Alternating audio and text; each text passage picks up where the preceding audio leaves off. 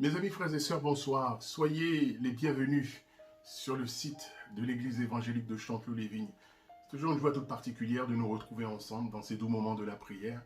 Toujours vraiment une joie extraordinaire de pouvoir ensemble invoquer le nom de notre Dieu et nous tenir dans ces moments sous son regard. Dimanche dernier, nous avons eu la joie de nous retrouver via l'outil Zoom et c'est vrai que ça faisait chaud au cœur de voir les visages des uns des autres. Vraiment, c'est une expérience que certainement nous renouvelons. Il y a eu quelques petits loupés, mais on va s'améliorer. Mais on a vraiment eu beaucoup de joie de voir les visages via l'outil Zoom, de pouvoir échanger ensemble et que Dieu soit béni, vraiment, que Dieu soit béni. Nous allons avoir ce moment de prière. Je voudrais laisser quelques sujets de prière, bien entendu, sur nos cœurs. Nous prierons toujours pour les travaux du local, que là, justement, nous puissions enfin rentrer dans nos locaux. Nous prierons également pour ceux qui sont affaiblis dans leur santé. Nous prierons pour ceux qui sont en maison de retraite. Nous pensons à notre sœur Francine, que Dieu la bénisse, la fortifie. Nous pensons à notre frère Alain. Vous savez que notre frère est hospitalisé. Nous prierons aussi pour notre frère. Nous prierons pour sa sœur Justine. Nous les porterons au trône de la grâce de Dieu. Nous prierons pour notre jeune frère Corneille, que Dieu le fortifie également dans sa santé, que Dieu visite l'Église, que Dieu visite les familles, que Dieu visite notre pays dans ce temps de confinement, que Dieu visite notre ville de Chanteloup. Voilà, nous voulons vraiment ensemble que la gloire de Dieu se manifeste dans toute cette région. À lui vraiment soit toute la gloire. Nous prierons aussi pour cette famille, notre frère René, son épouse André, que vraiment le Seigneur puisse les visiter dans leur santé. Dieu est le Dieu qui relève, Dieu est le Dieu qui fortifie. Et nous voulons ce soir ensemble les porter devant le trône de la grâce de Dieu. Nous allons remettre, avant d'entonner un chant, nous allons remettre ces moments entre les mains du Seigneur. Père Céleste, c'est toujours avec joie que nous nous approchons du trône de la grâce. Et ce soir encore, Seigneur, tu nous as donné cette liberté de nous tenir debout devant toi. Nous levons nos yeux vers toi, Seigneur, et nous voulons vraiment te remettre ces moments. Accompagne-nous par ton esprit, conduis-nous dans ces moments, Père, au nom puissant de Jésus. Amen.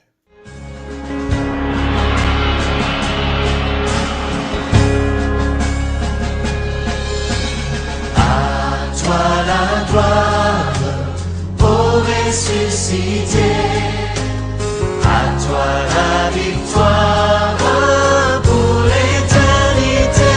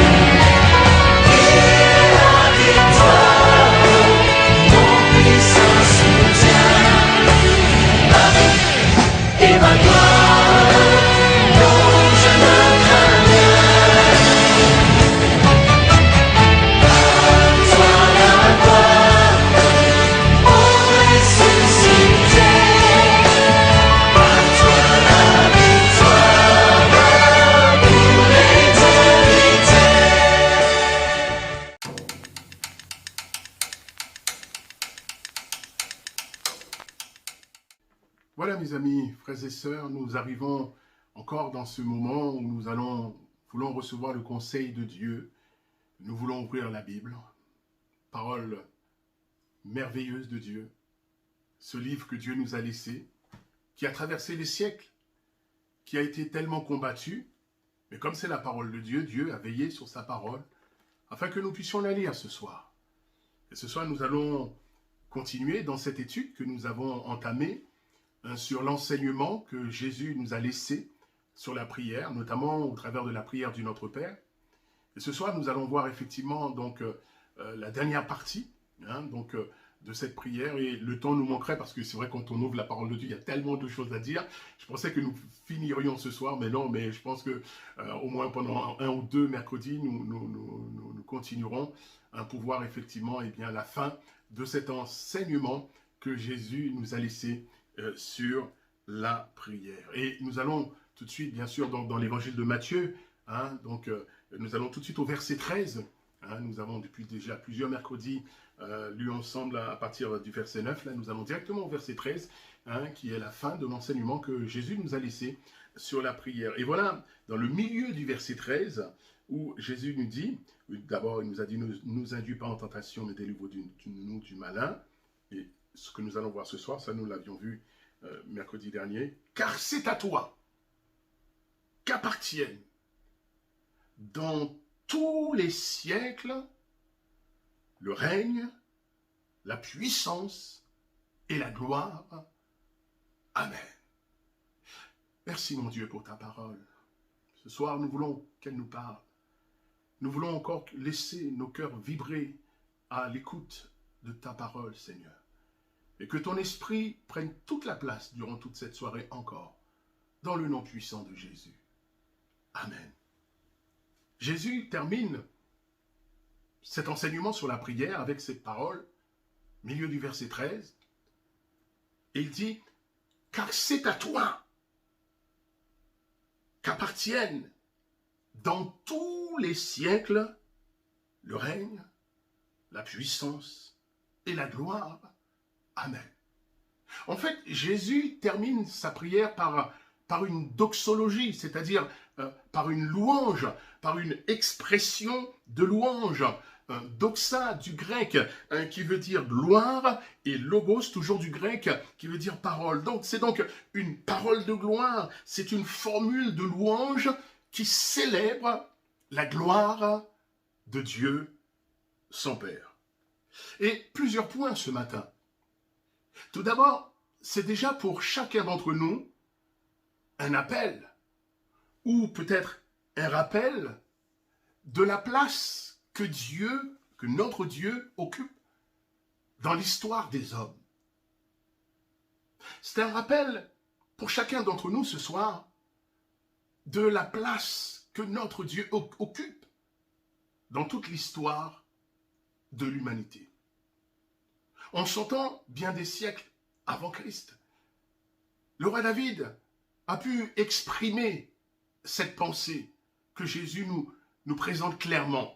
Dans le premier livre des Chroniques, au chapitre 29, versets 10 à 13, alors qu'on est dans le contexte de la construction du temple, il y a eu un élan du cœur du peuple de Dieu pour la construction, et David est reconnaissant envers Dieu. Et David dira ces paroles dans 1 Chronique, au chapitre 29, versets 10 à 13. Il dit, il est écrit, « David bénit l'Éternel en présence de toute l'assemblée. Il dit, « Béni sois-tu d'éternité en éternité éternelle, Dieu de notre Père Israël. À toi, Éternel, la grandeur, la force, la magnificence, l'éternité et la gloire.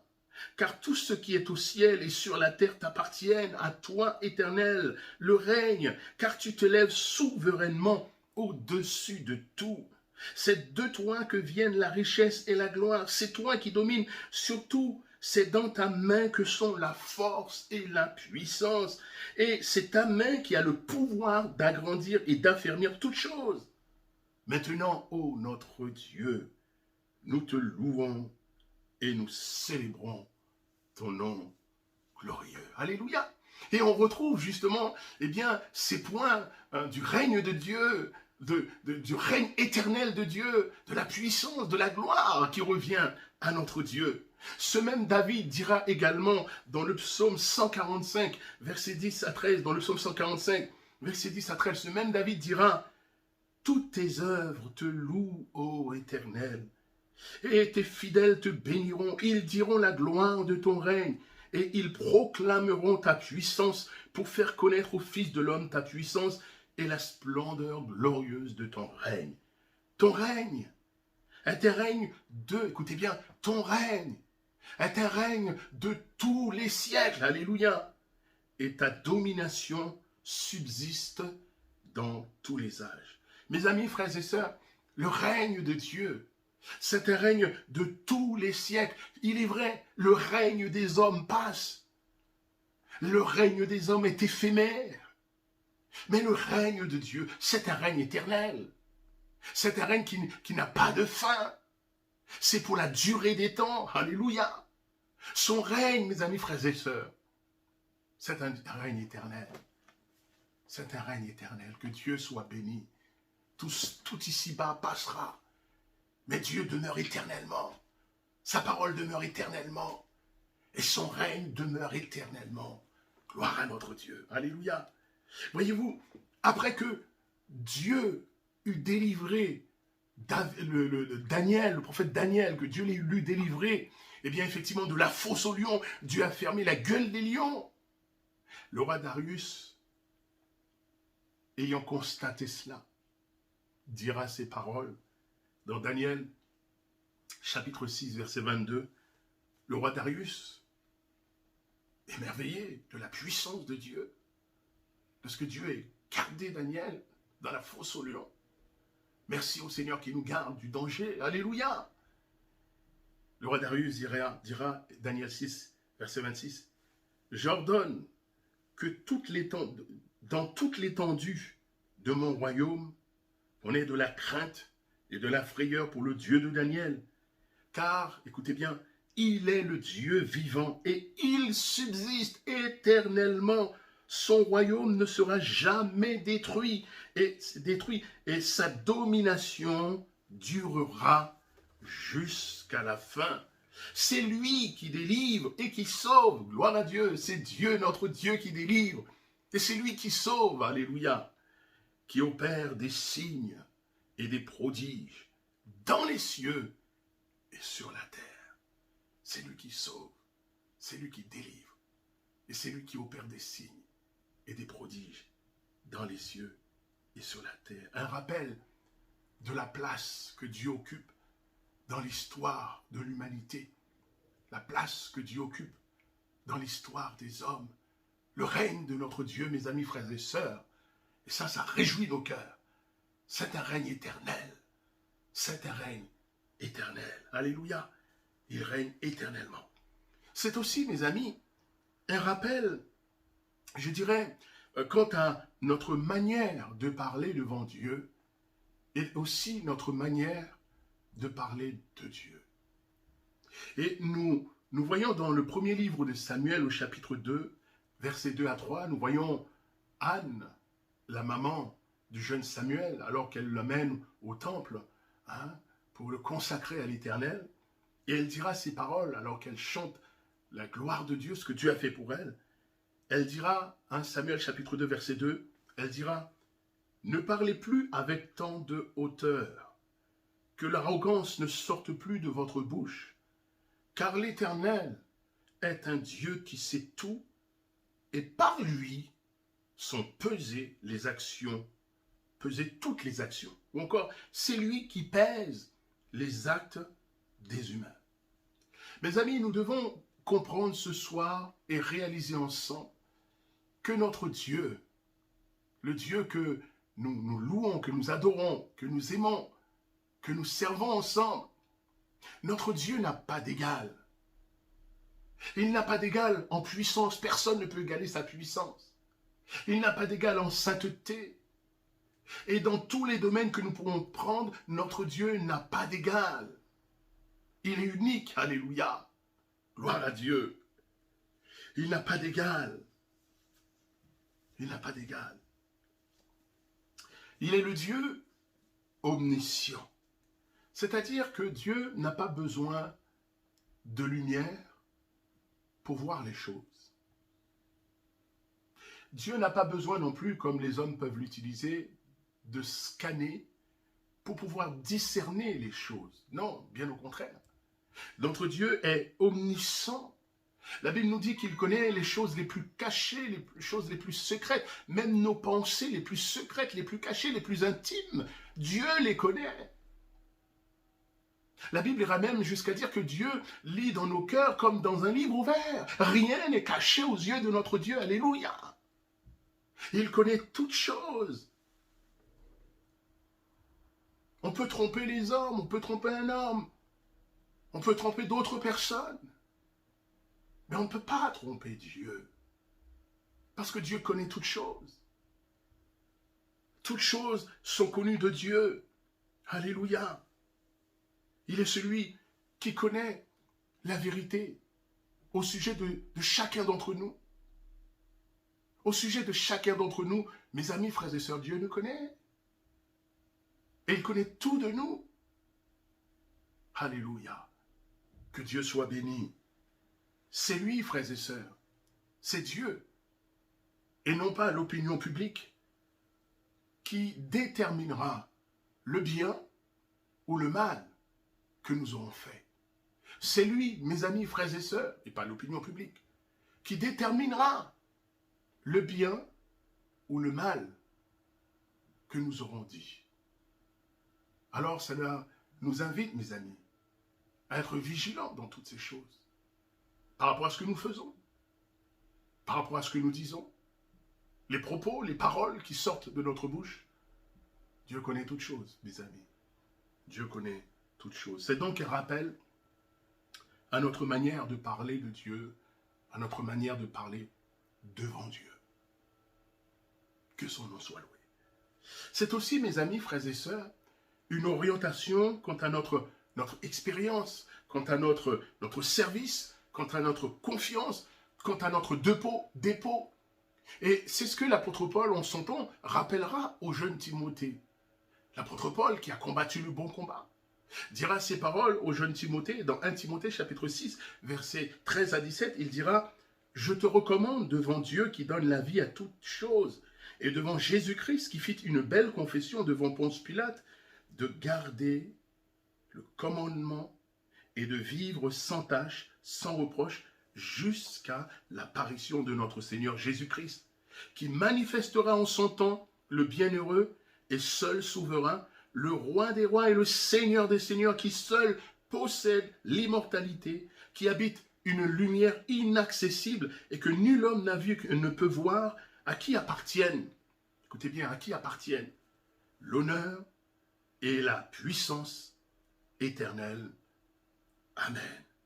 Recommande aux riches du présent siècle de ne pas mettre leur espérance dans des richesses incertaines, mais de la mettre en Dieu, qui nous donne avec abondance toutes choses pour que nous en jouissions. Une orientation, mes amis, quant à notre expérience, quant à notre témoignage, quant à notre vie, à notre service pour Dieu, à notre confiance en Dieu, à notre dépôt, alléluia. En fait, tout ce que nous avons reçu de Dieu au travers de sa parole, frères et sœurs, nous voulons garder tout cela. Et nous voulons garder tout cela joyeux, jalousement, et veiller tout ce que Dieu nous a donné par grâce. Par grâce, frères et sœurs. Placer notre confiance en Dieu, en Jésus-Christ, c'est pour chacun d'entre nous le meilleur, je vous dis bien, le meilleur des investissements. C'est un encouragement, alléluia, hein, pour le peuple de Dieu, c'est un encouragement pour chacun d'entre nous. Dans le psaume 22, versets 29 à 32, le psaume 22, versets 39 à 32, le psalmiste dira ces paroles, « Car à l'Éternel appartiennent le règne. Il domine sur les nations. Tous les puissants de la terre mangeront et se prosterneront devant lui. Ils s'inclineront, tous ceux qui descendent dans la poussière, ceux qui ne peuvent conserver leur vie. La postérité le servira. On parlera du Seigneur à la génération future. Quand elle viendra, elle annoncera la justice, elle annoncera son œuvre au peuple nouveau-né.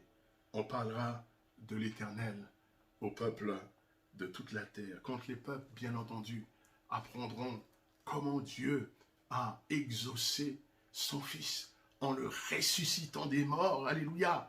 Alors des gens en foule, des gens de toute race, de toute nation, viendront vers lui pour l'adorer, se tourneront vers lui pour le louer. Mes amis, frères et sœurs, dans les temps dans lesquels nous vivons, certes des temps difficiles, mais nous croyons que dans ces temps aussi, il y aura une action puissante de l'Esprit de Dieu, alléluia, visitant les cœurs, visitant les villes, visitant les foyers, pour que les hommes, les femmes puissent se tourner vers Jésus-Christ et qu'ils soient sauvés, qu'ils reconnaissent son règne dans leur vie. C'est donc un rappel, mes amis, effectivement un rappel de ce que Dieu fait, de comment Dieu répond à la prière et que le nom du Seigneur soit béni.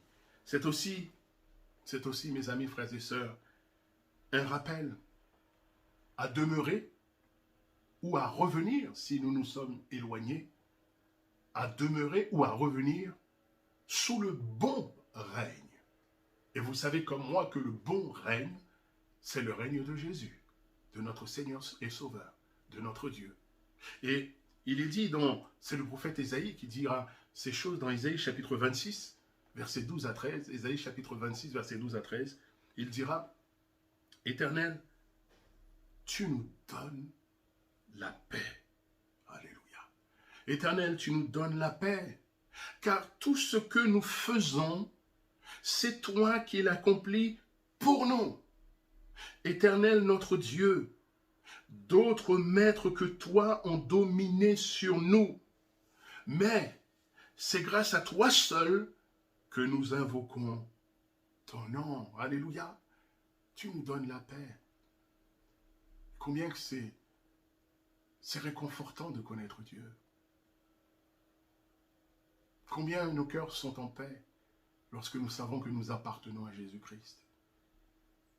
Comment nous sommes dans la paix parce que nous savons que Dieu contrôle toutes choses, que toutes choses sont dans sa main, et que c'est lui qui règne sur nos vies.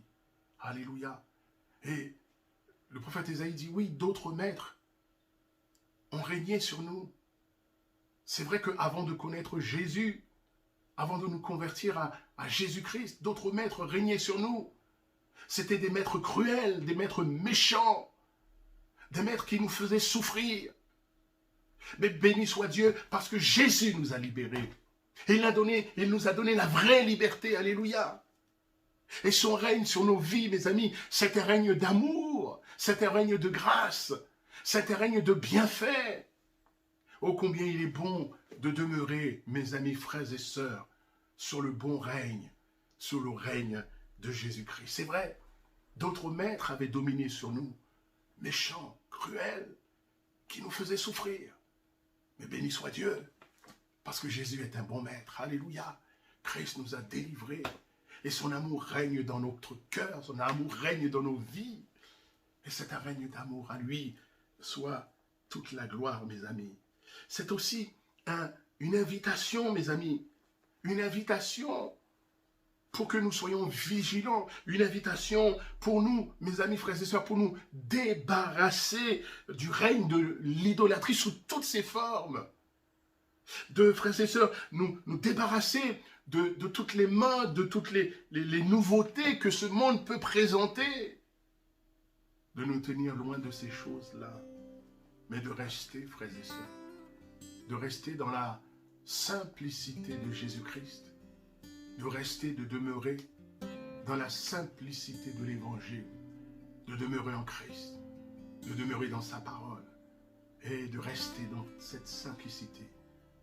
Alléluia, de notre Dieu. Et enfin, mes amis, frères et sœurs, je terminerai pour ce soir avec cette parole lorsque Jésus dit « C'est à toi, c'est à notre Dieu. C'est à toi qu'appartiennent dans tous les siècles le règne, la la puissance et la gloire. Amen. Et là, en fait, dans ces simples versets, il y a plusieurs choses. Notamment, il y a 8 vérités fondamentales. Tout d'abord, Jésus dit, c'est à toi. C'est ce qui nous montre le côté unique de notre Dieu. Le côté unique. C'est à Dieu et à Dieu seul, alléluia, qu'appartiennent. C'est le sens de la propriété de Dieu. Même si Dieu donne, même si Dieu fait des dons, que Dieu soit loué, alléluia. Mais tout appartient à Dieu. Tout appartient à Dieu. Alléluia. Qu'appartiennent dans tous les siècles, c'est-à-dire pour l'éternité, pour toujours. Il nous parle dans la durée, éternellement, alléluia. Et appartiennent à notre Dieu éternellement, dans la durée, dans tous les siècles. Le règne, la puissance et la gloire. La gloire, tout est pour lui. Notre adoration est pour Dieu. Notre louange est pour Dieu. Notre vie est vécue pour lui. Notre service, c'est pour lui. Alléluia. Notre engagement, notre zèle, c'est pour Dieu. Pour sa gloire. Tout commence, tout part de Dieu. Et tout retourne à Dieu. Alléluia. À notre Dieu, frères et sœurs, soit toute la gloire. La prière qu'il nous a enseignée est à Dieu. Alléluia. Et enfin, mes amis, frères et sœurs, la gloire finale est à notre Dieu. Que son nom soit béni. C'est à toi qu'appartiennent dans tous les siècles le règne, la puissance et la gloire. Amen. Nous te rendons grâce, Seigneur. Nous sommes fiers de te connaître, mon Dieu. Jésus, nous sommes fiers de t'appartenir. Alléluia. Tu es le Dieu qui règne éternellement, Seigneur. Ton règne n'a pas de fin. Tu domines sur toutes choses, Seigneur. À toi soit toute la gloire, Père Céleste, dans le nom puissant de Jésus. Amen.